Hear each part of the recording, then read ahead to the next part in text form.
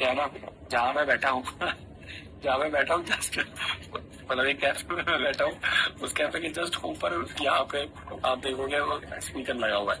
अब मैं क्या कर रहा हूँ, वो गाना भी और तेज करे जा रहा है। ये भी कितने लोग थे क्या। नहीं नहीं नहीं, थोड़ा सा आज बस इस चीज में मेरे को माफ करना है। और तेज बोल लो। ठीक है, हम बैठे तुम बैठो तो क्या कर लो।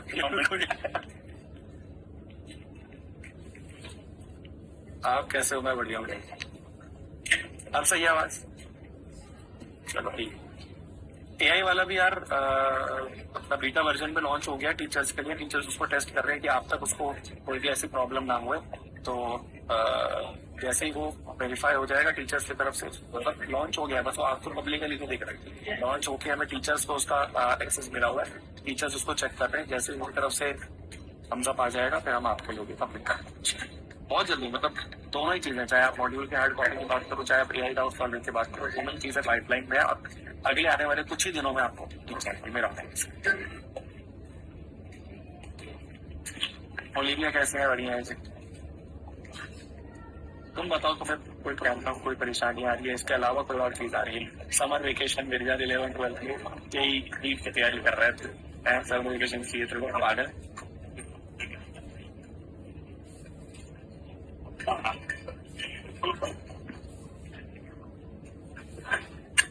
हार्ड कॉपी ऑफ मॉड्यूल की बात मैंने अभी थोड़ी देर पहले करी। आप थोड़ा सा बैक करके देखेंगे आप आपको दिख जाएगा।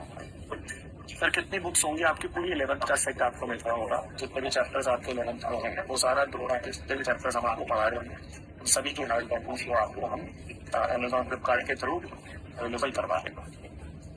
ठीक है, ये अच्छी क्वालिटी है, अच्छी क्वालिटी के पेज कॉपी।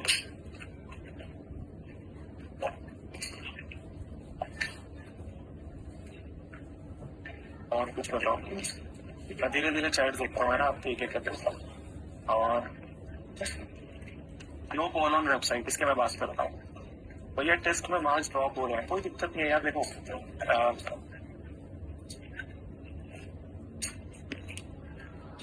मैं बताता हूँ। टेस्ट में क्या है ना, सबसे पहले टेस्ट होता है हमारा।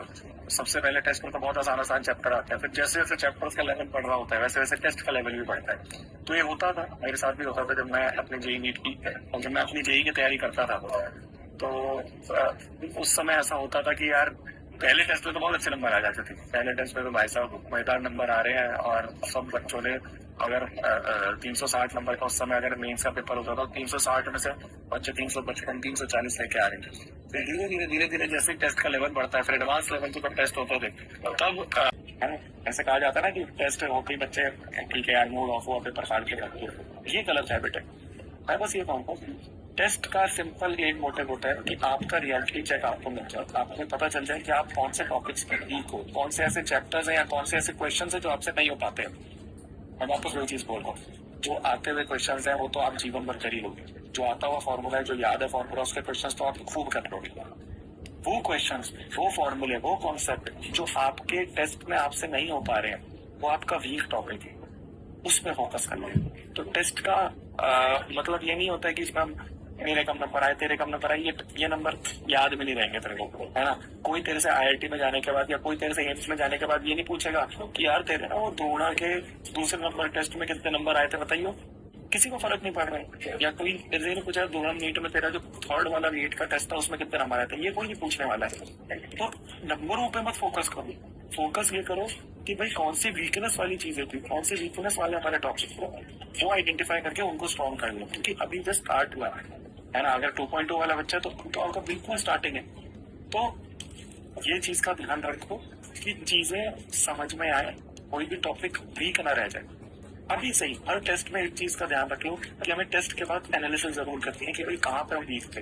देखो कुछ ऐसी चीजें मैं हमेशा तुम्हें बोलूंगा, हर बातचीत सेशन में ये बोलूंगा, कुछ ऐसी चीजें हैं जो करने में आलस आता है ना। जो करने में बिल्कुल ऐसे दिमाग खराब हो जाता है कि यार ये करूँ, फिर टाइम होता है कि बोर हो रहे हैं भैया, आलस आ रहा है करना। बट वही ऐसी चीज है जो आपको डिफरेंशिएट करेंगी कि जिसका सिलेक्शन हो रहा है और जिसका नहीं।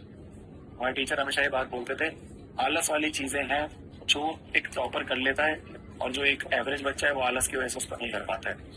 इन आलस वाली चीजों में क्या क्या आती है? एक आता है आपके रेगुलर डीपीपी करना, रेगुलर डीपीपी को सॉल्व करने के बाद उसका डिस्कशन में पार्ट लेना। आलस आता है ना इन चीजों में, टेस्ट करने के बाद उसका एनालिसिस करना, नोट्स को रेगुलर रिवाइज करना, मॉड्यूल को कंप्लीट करना। ये वो चीजें हैं जो हर एक बच्चे को मन नहीं करता है करने का, और जो मन मार के उसको कर लेता है वो बाजी मारने जाता है, उसकी रैंक आ जाती है।